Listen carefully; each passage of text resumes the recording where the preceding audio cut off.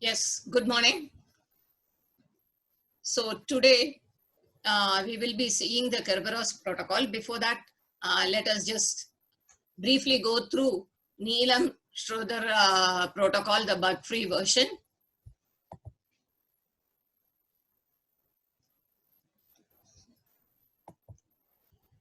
Yeah. So here, when A wants to communicate with B, then A first sends a message to B saying that he wants to communicate. This is on the clear without any encryption. Okay. Now B now gives a nonce to the KDC. That is, it creates a nonce, encrypts with the password that it shares with KDC, and it sends it to A. Okay, now A makes a message giving the identities of A and B. Another nonce R3. This is to show that the message 4 is fresh. And then the ticket that was given by B. That is the encrypted R4 nonce. Okay, and then the KDC receives this message. Okay, now he creates a session key KAB, and he creates a ticket for B which contains the identity of A, the session key KAB, and the nonce R4. Okay, now on receiving this, okay, he puts this into a message which also contains the session key KAB, B's identity, and the reply for the nonce R3. Okay, since it is from KDC, R3 is given as it is. All this is encrypted using the long-term key that A shares with KDC. Okay, so this message can be decrypted only by A.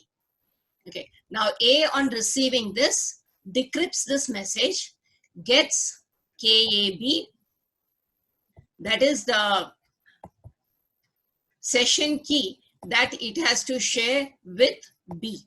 Okay, and it gets the identity B, so it knows that it is for communicating with B.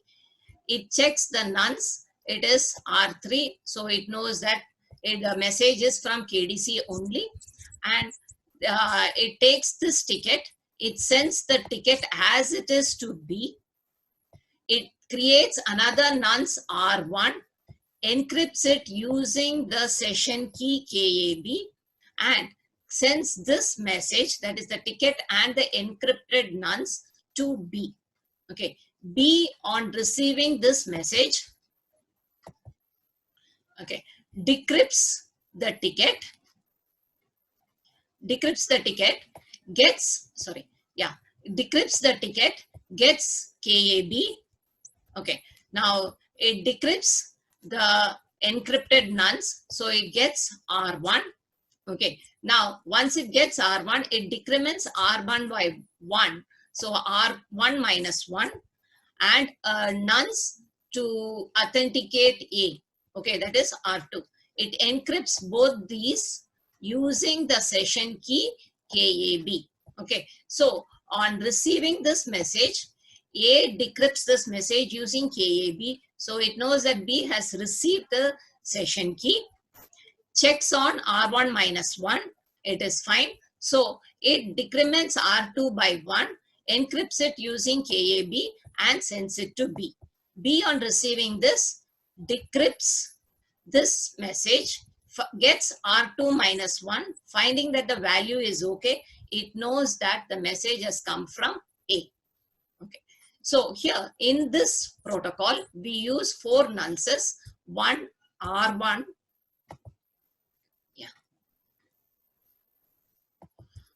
R1, where A, which is the A's challenge to B. Nonce R2 is B's challenge to A. Okay, now nonce R3 is to show the freshness of message 4.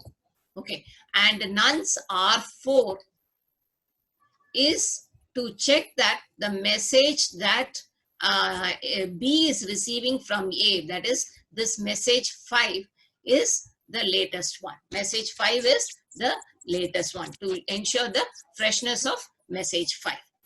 Okay.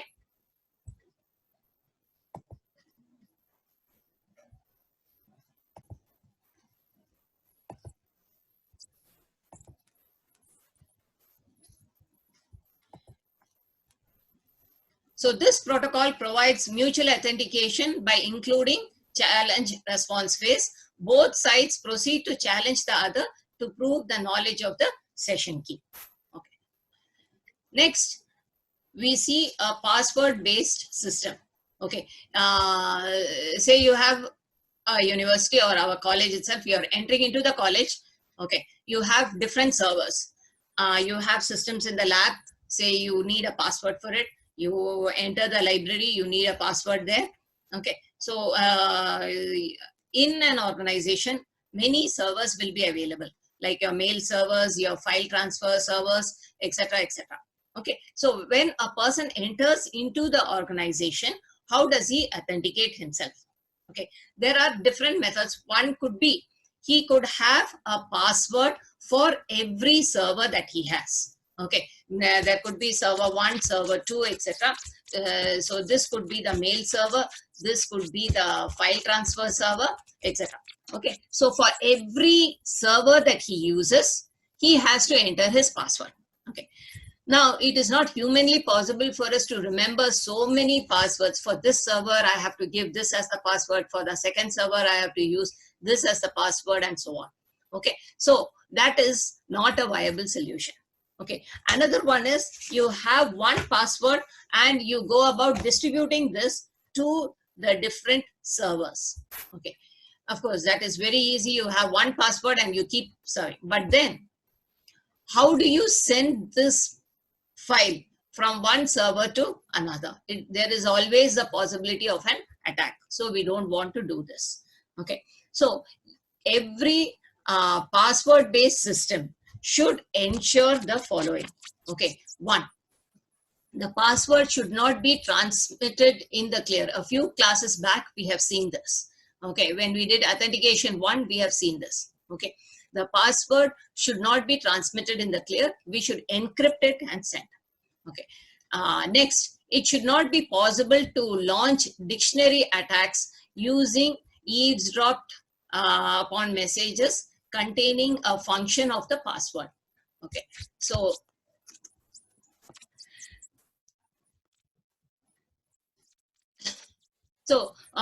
this is the second one we should be careful about.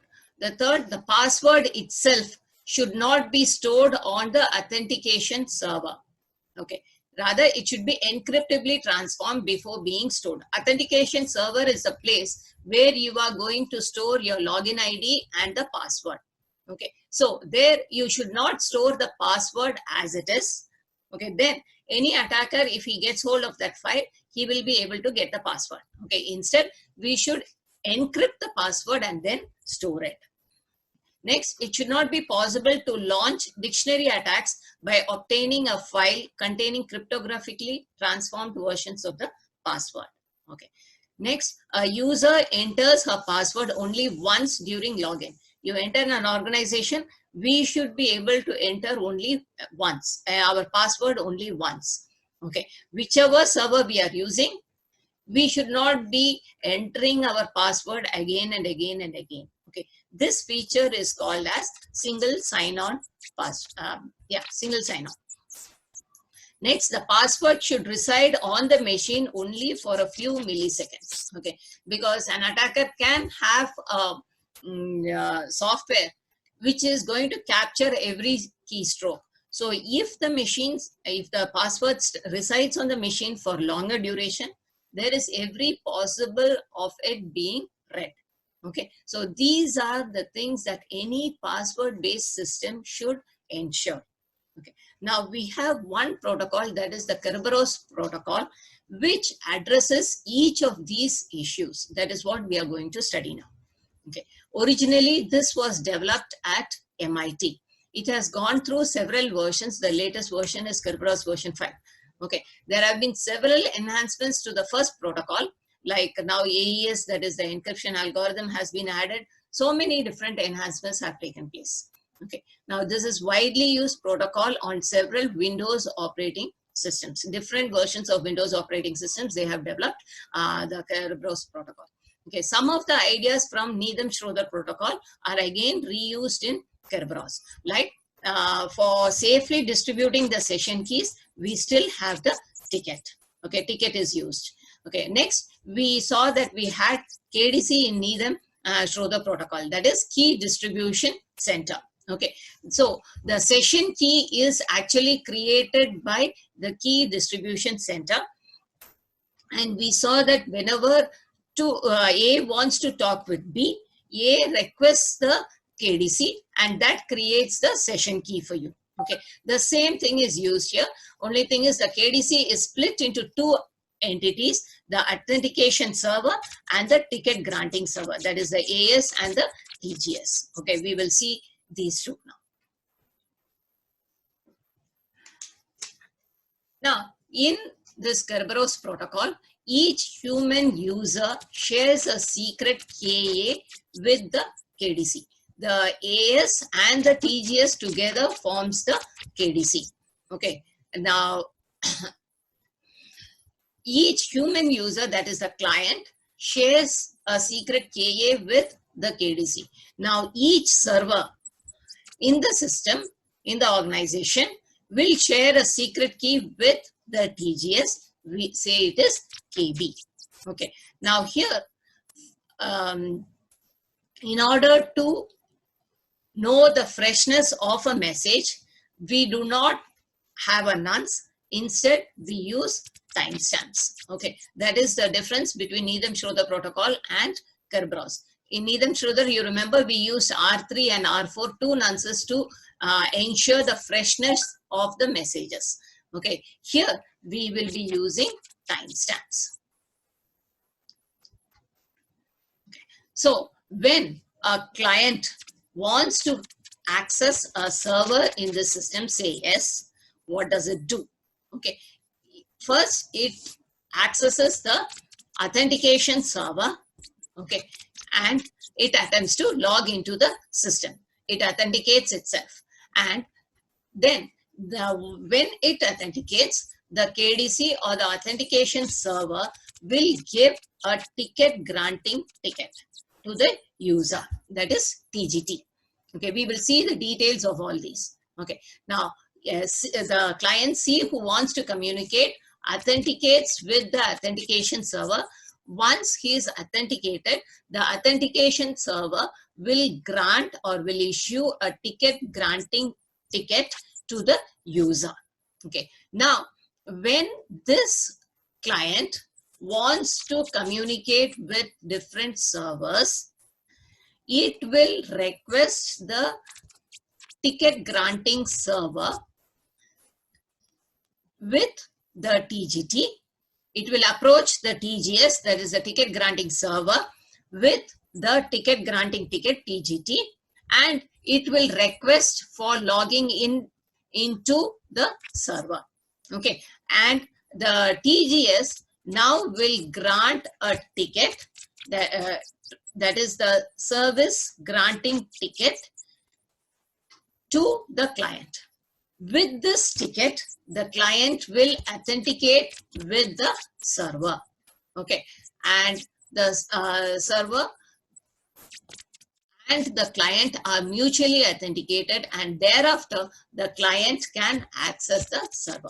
Suppose the client wants to access a second server, then again using the same TGT, the client will request the TGS for another ticket to the second server. Okay, now the TGS will grant the second ticket, and with that the client will access the second server. Okay, so this is the process by which, or the broad idea by which a Kerberos system, the client and a community logs into a server in using the Kerberos protocol.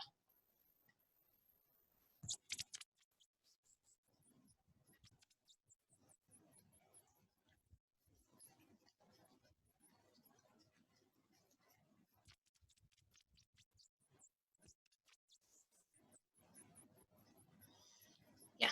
So the message sequence in Kerberos protocol consists of 3 steps.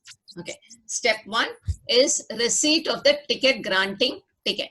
The client should receive the ticket granting ticket. Okay. Next, the client approaches the ticket granting server and it receives the service granting ticket. That is the second step. And the third step is the client server authentication. Okay, so we have 3 steps in the message, in the Kerberos message sequence. Okay, each of these steps consists of 2 messages. Okay, we will see these in detail. So first, the client accesses the authentication server to get the ticket granting ticket. Okay, what is there in this message? The first message. Okay, that is from the client to the authentication server. Okay, it forms a message giving its identity, that is C, the identity of TGS, that is the ticket granting server, times. Okay, that is the KDC will note down the start time of the session, the duration, the maximum duration of the session, and the session key. Okay, so the client has to tell the KDC for maximum how much time he is going to be logged into the system. Okay, so the KDC takes a note of the time of login, the maximum duration of the session, okay, and is requesting for the session key. Okay, so this times contains these. Okay, and now C since a nonce to the authentication server R1 because it wants to know that the message is coming from KDC only and not from a attacker. Or yeah. So the message from the client to the authentication server consists of C's identity, TGS identity, times, that is the time of login, and the maximum duration of the session, and R1, the nonce. Okay. On receiving this message, the authentication server now creates a ticket for the client. Okay. Now, what does this consist of? It creates a ticket for TGS. Okay. That is, it is an encrypted ticket. Okay. The TGS has a long-term password with the authentication server. Okay, so the authentication server puts the identification of the client, identity of the TGS, the session key that is to be used between the client and the TGS, and the times. Times is the time of login and the maximum duration of the session that the client has given. Okay, all these 4 parameters are encrypted using the key that the authentication server shares with the TGS. Okay, now this is encrypted and that is given. And now another ticket that is created is TGS, the identification of the TGS, the session key to be used between C and TGS, the times, and R1. That is the reply to the nonce R1. Okay, so R1 is sent as it is because it is from KDC.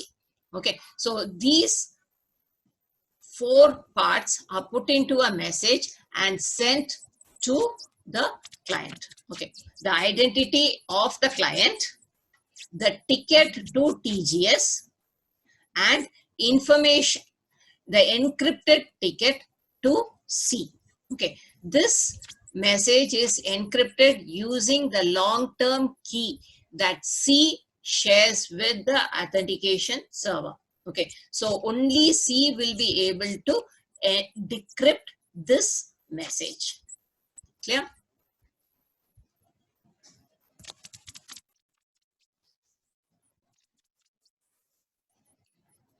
So now going to the second step. Yeah, the second step is receipt of the service granting ticket. Okay, it has received the ticket granting ticket from the authentication server, and now C approaches the ticket granting server for the service granting ticket.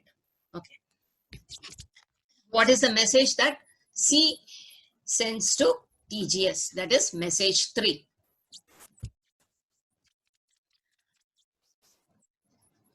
It sends the identity of the server which it wants to communicate with.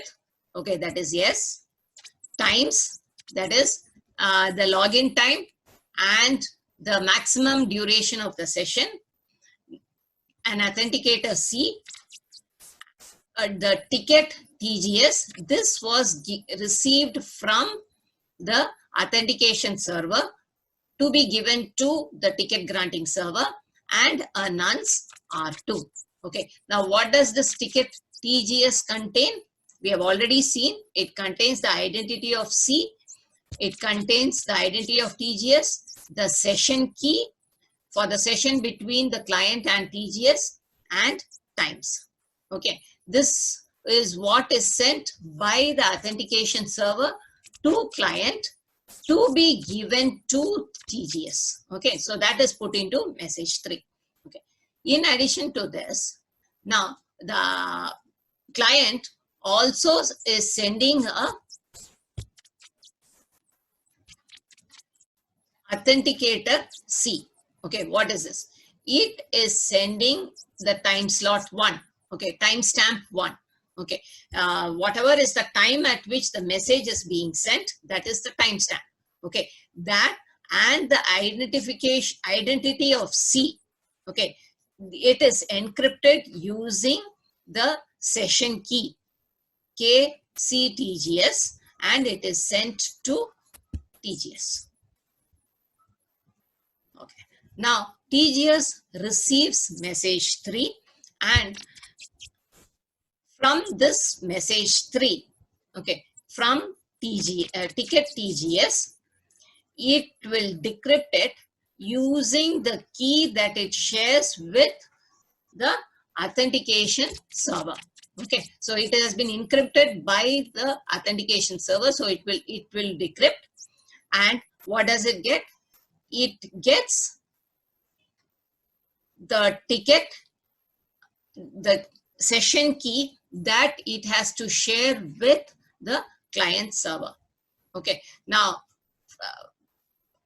by the client. Okay, now once it gets the session key, it will be able to decrypt the authenticator. Okay, that has been sent by C. That was encrypted using the session key. Okay, so by decrypting ticket TGS, TGS will be able to get the session key. With the session key, it decrypts this message, gets TS1. Okay. Now, the TGS will create message 4 for the client C. Okay. It puts the identity of C. It creates a ticket S. Okay. That is nothing but the ticket, the key that the client has to share with the server. Okay, the client is actually requesting a ticket to access the server. Okay, that session key is being created by TGS, that is your KCS. Okay, so it puts KCS, the session key, that the client and the server will be sharing, and times it encrypts it using S. Okay, this S is the key that the TGS is sharing with the server. Okay, so this ticket can be decrypted only by the server, since only the server knows this key KS. Okay, so it puts this into the message. It also sends to C the identity of the server, the session key that C has to share with the server, the times, and the reply to the nonce R2. Okay, that is R2 itself. Okay, it encrypts these 4 parameters using the key KCTGS. Okay, this it has got from the authentication server. Okay, so the session key. So using the session key, it encrypts this. Okay, so all these 3 are put into a message and sent by the TGS to the client.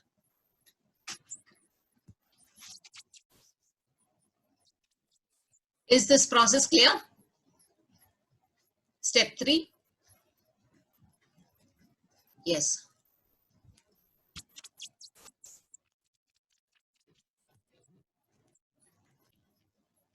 Yeah.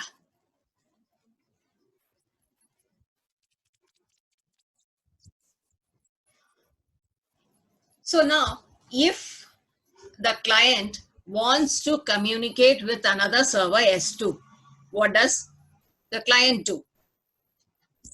The client will now approach TGS again, okay, with this message 3. What is there in the message? It gives the identity of the server. This is the second server that the client is intending to communicate with now. Okay, and it gives a different authenticator and the same ticket grant that has ticket granting ticket that the authentication server has given to it in message 2. Okay, and another nonce it will send. So it now the client sends this message 3 again to TGS for the new server that it wants to communicate with. Okay, again TGS will send this message 4. Again client will,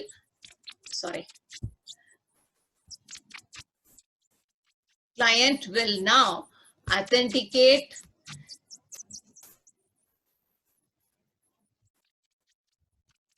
with the second server using the ticket, the service granting ticket that the TGS has now given, and this will reply.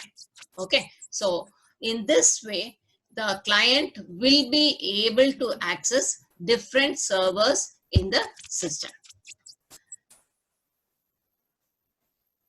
So we have seen that in Kerberos message sequence, we have 3 steps. The first step is receipt of ticket granting ticket. So here message 1 is sent, that is C requests the authentication server for the ticket granting ticket. Okay, then in message 2, the authentication server sends the ticket granting ticket to C. Okay, then in step 2, that is receipt of service granting ticket, the client sends this message request to the TGS requesting for the service granting ticket. Okay, in response, the TGS sends the service granting ticket and the session key to the client. Okay, in the third step, it is client server authentication, that is the client authenticates itself to the server and the server authenticates itself to the client. Okay, so this completes our Kerberos protocol.